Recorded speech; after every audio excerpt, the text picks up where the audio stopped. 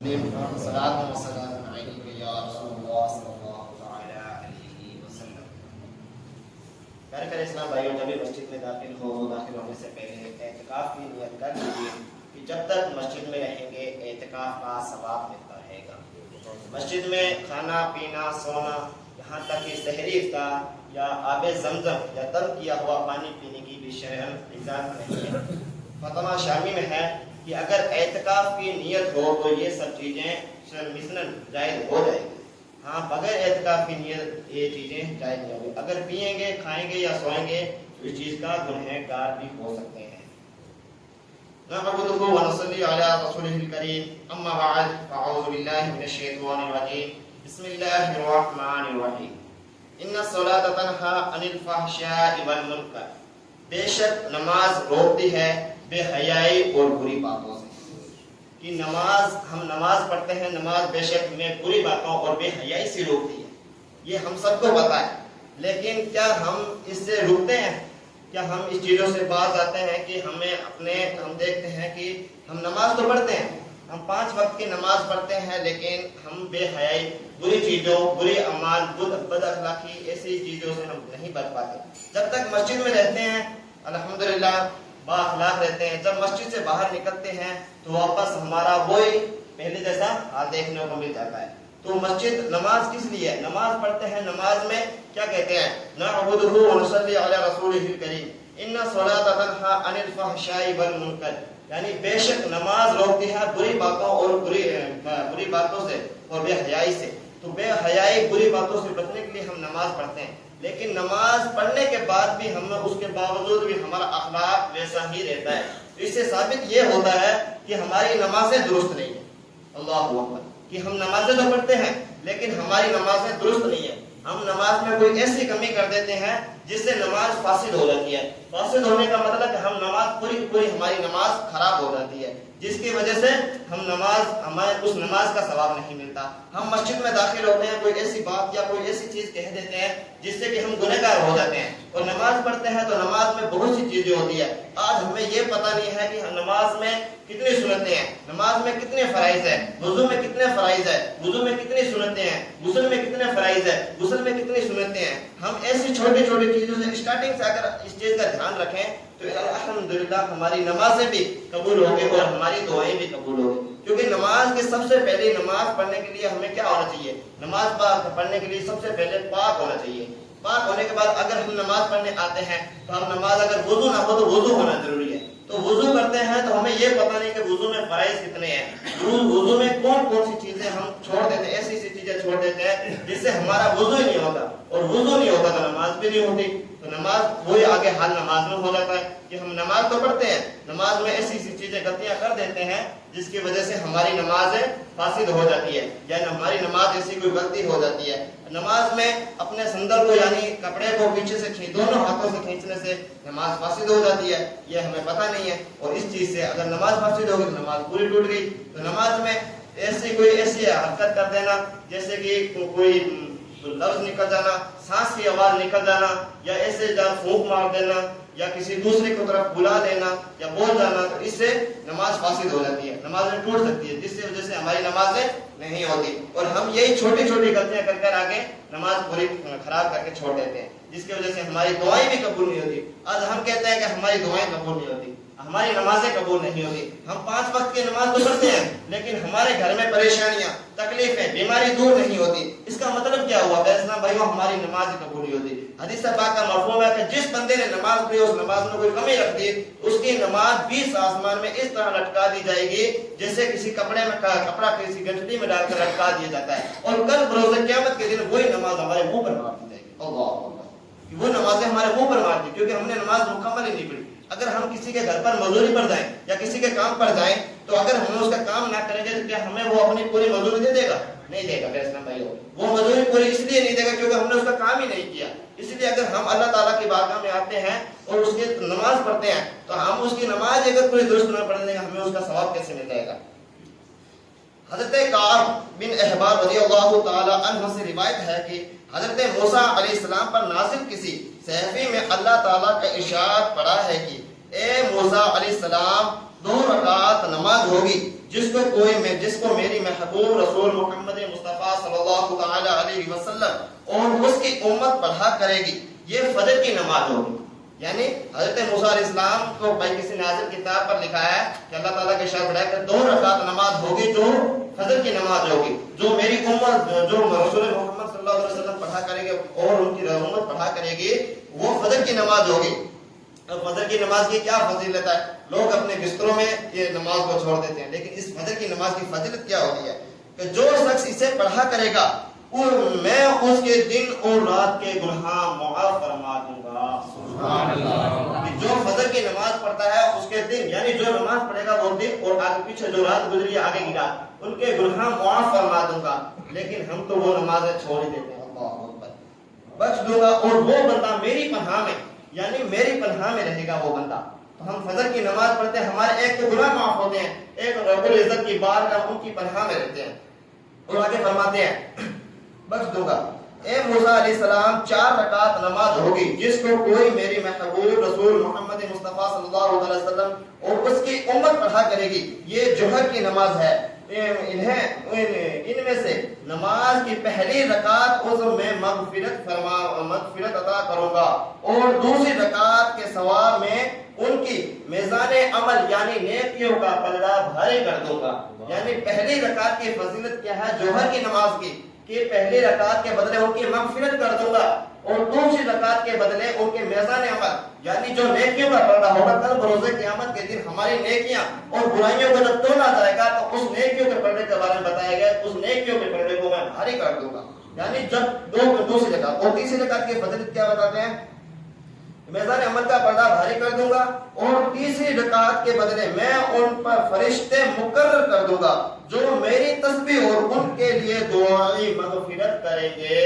یعنی ان کے لیے فرشتے مقرر، تیسری رکعت کے بدلے ہے کہ فرشتے بھی مقرر ہمارے پر کر دیے جائیں گے جو اللہ تعالیٰ کی تسبیح کریں گے اور ہمارے لیے دعائی مغفرت کریں گے۔ اور چوتھی رکعت کے بدلے، چوتھی رکعت کے لیے آسمان کے 2 دروازے کھول دوں گا جن میں سے جنت کی حوران انہیں جھانکے گی۔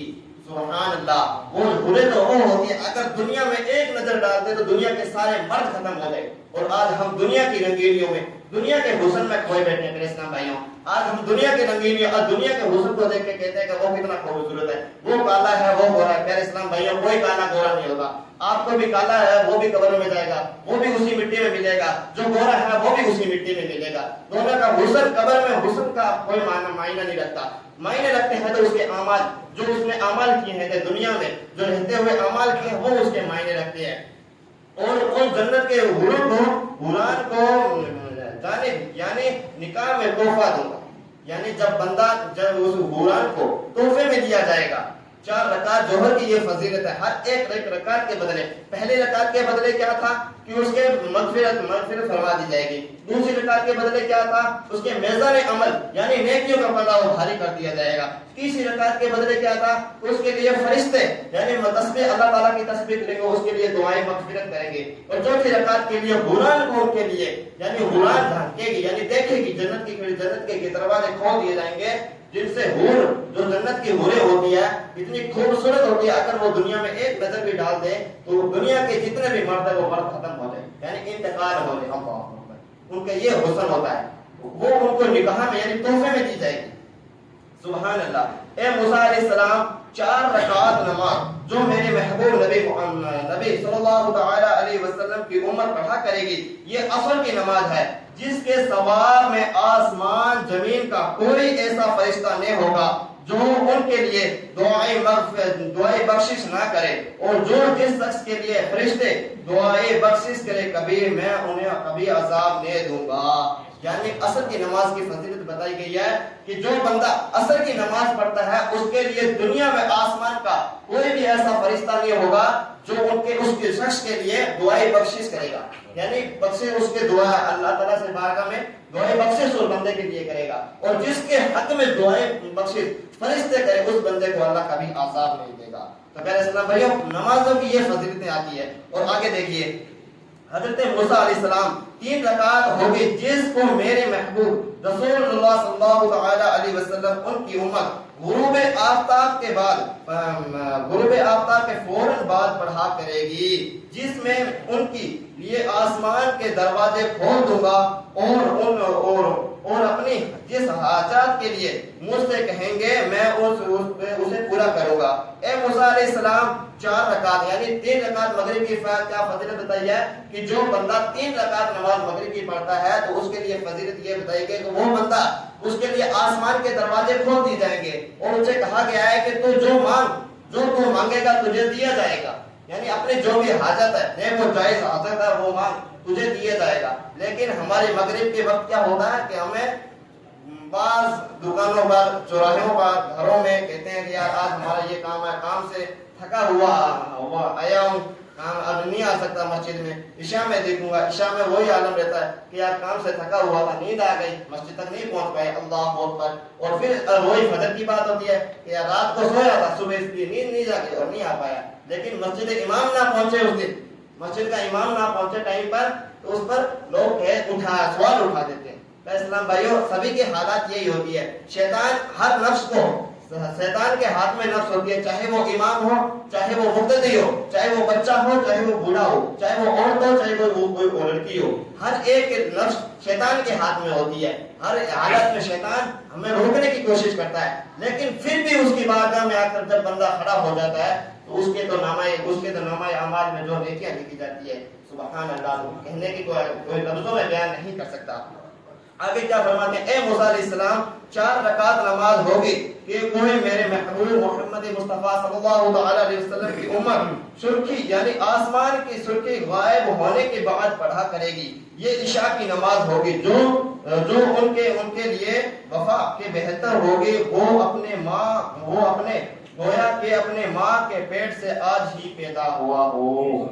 اتنی فضیلت عشاء کی نماز، سبحان اللہ، کہ بندہ جب عشاء کی نماز پڑھتا ہے تو وہ ایسا پاک و صاف ہو جاتا ہے جیسے گویا آج ہی اپنی ماں کے پیٹ سے پیدا ہوا۔ اور ماں کے پیٹ سے جب بچہ پیدا ہوتا تو اس کے کوئی گناہیں تو نہیں ہوتی کیونکہ وہ تو آج ہی پیدا ہوا۔ اس طرح ہمیں پاک کیا جاتا ہے اور ہمیں ہمیشہ نماز کے لیے 5 وقت بلایا جاتا ہے۔ نماز تو 10 ہوتی ہے، جیسے فجر بھی ہے، ظہر ہے، عصر ہے، مغرب ہے، عشاء ہے، اشراق ہے، چاشت ہے، اوابین ہے، تہجد ہے، اور بھی نمازیں ہیں، لیکن ان نمازوں کی جو فرض ہے وہ تو پڑھنی ہے، باقی تو دور کی بات ہے، فرض نمازیں ہوتی ہیں وہ تو پڑھنی ہوتی ہے۔ لیکن آج فجر میں دیکھا جاتا ہے کہ 2 یا 3 جماعتی آتے ہیں، ہماری خود کی مسجدوں میں عالم کیا ہے، تو ہم دوسروں کو کہتے ہیں کہ یار وہ نماز نہیں پڑھنے جاتا۔ ہاں، اگر نماز پڑھنے کے لیے آؤ تو مسجد تک آؤ، اگر بیچ میں کوئی مسلمان اسلامی بھائی دکھائی دے دے تو اس کو بھی نیکی کی دعوت دے دو، ان کو بھی کہہ دو کہ چلو یار مسجد میں چلتے ہیں، نماز پڑھنے چلتے ہیں۔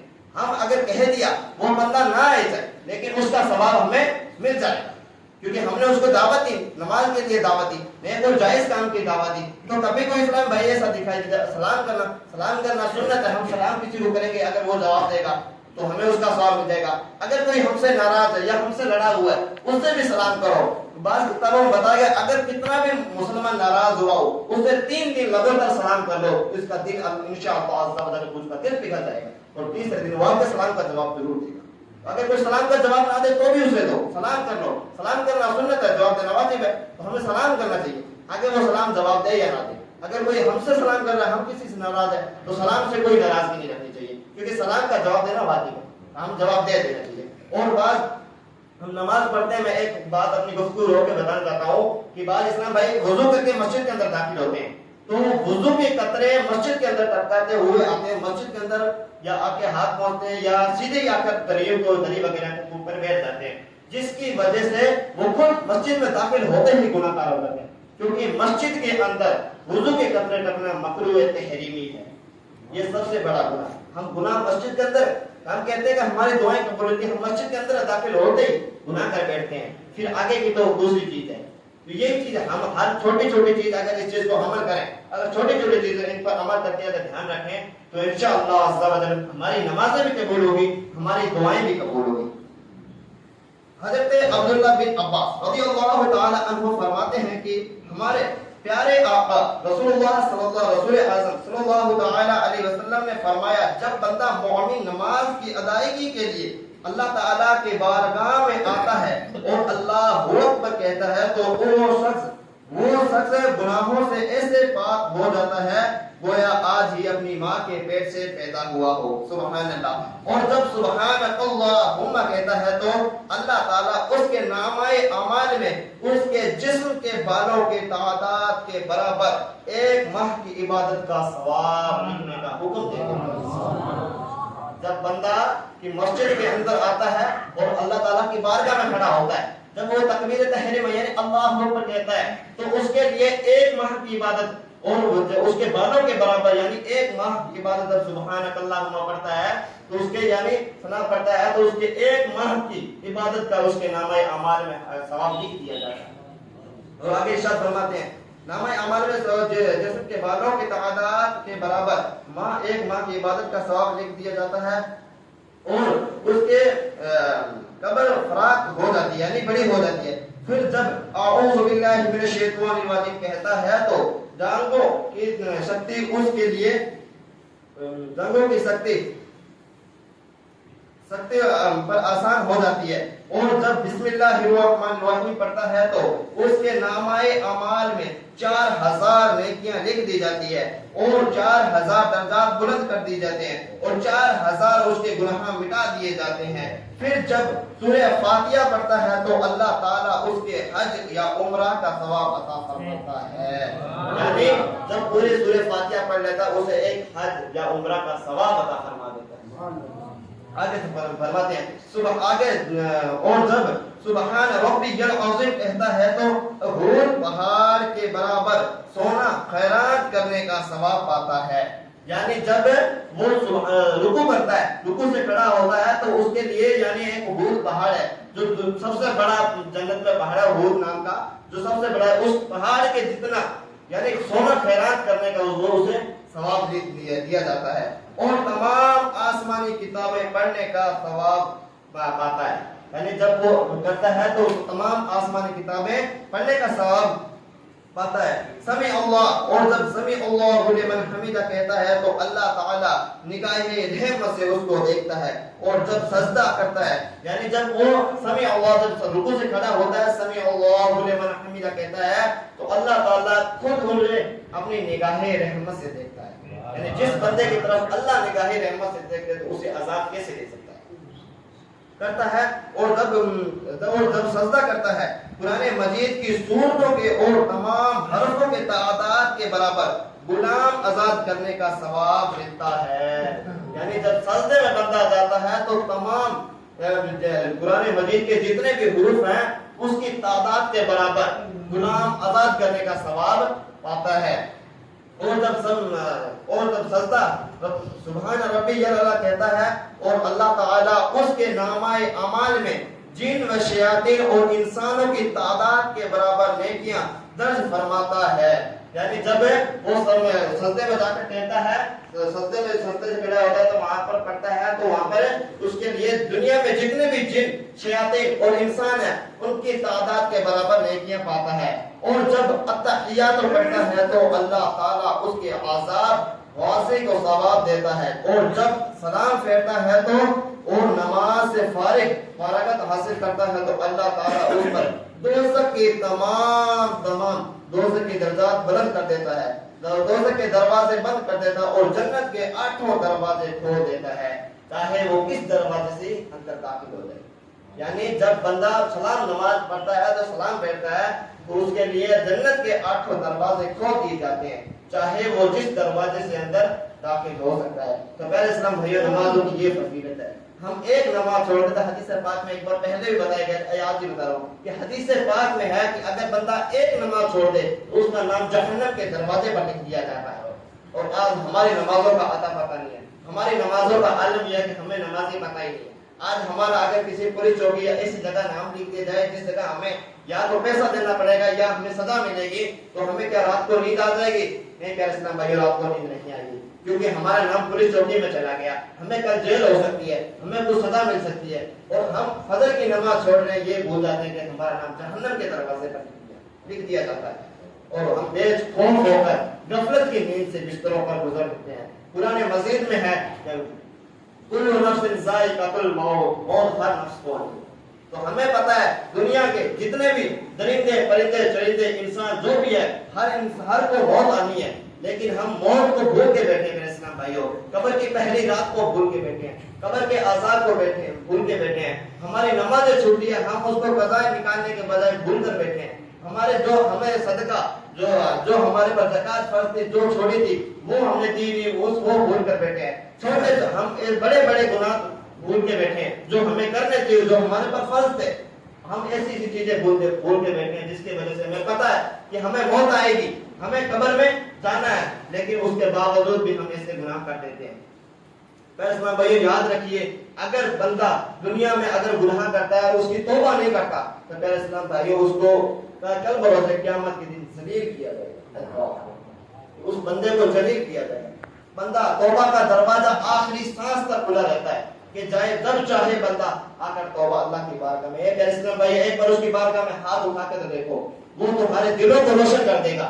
آج ہمارے دل ایسے کالے ہو چکے ہیں، ہمارے دل گناہوں سے ایسے کالے ہو چکے کہ ہمیں کوئی اگر نیک بات اگر کوئی ایسی چیز بتائی جائے ہمیں اس پر عمل نہیں کرتے۔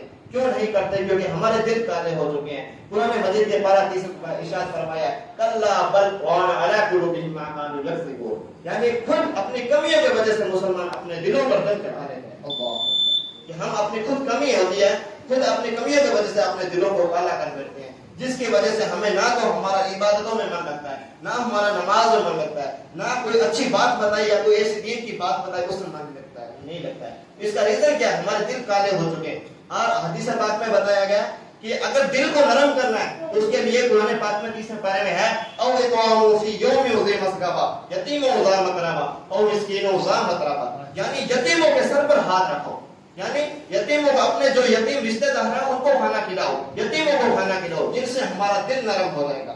اور باقی ہم گناہ کرتے ہیں تو ہمیں یہ اس سے دل ہمارے گناہ کرتے ہیں تو ہمارے قلب یعنی دل پر ایک کالا داغ لگا دیا جاتا ہے، دوسرا گناہ کرتے ہیں پھر کالا داغ لگا دیا جاتا ہے، جس کی وجہ سے ہم ہمارا مسجدوں میں نمازوں میں عبادت کی جگہوں پہ من نہیں لگتا۔ اس سے یہی ثابت ہوتا ہے اگر بندہ اگر مسکینوں یا غریبوں کو کھانا کھلائے یا ان کو ان کی حفاظت کرے یا ان کی خیر خواہی کرے تو ان کا دل نرم ہونے کا انشاءاللہ ہو جائے گا۔